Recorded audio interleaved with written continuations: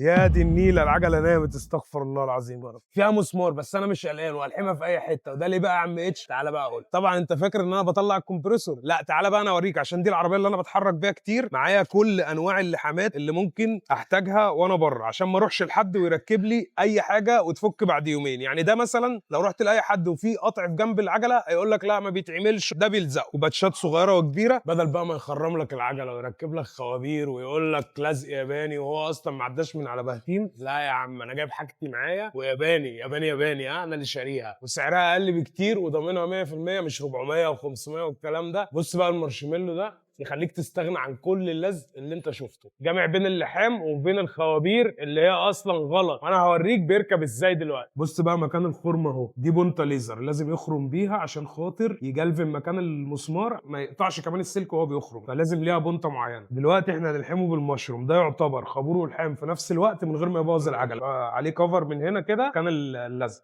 بص الموضوع ابسط من البساطه، وفي نفس الوقت ما تبوظش فرده الكاوتش. دي ماده مطاطيه اهي بتعيش جوه الكاوتش، هي بتبقى زيها زي فرده الكاوتش بالظبط، متصنعه من نفس الماده كده، ولا كانها اصلا كانت مخرومه. عشان كده بقول لك اوعى تمشي من غير الحاجات دي في عربيتك، الحاجات دي مهمه قوي على فكره. لو عايز تعرف تجيبها منين انت بس هتسال محرم. سلام.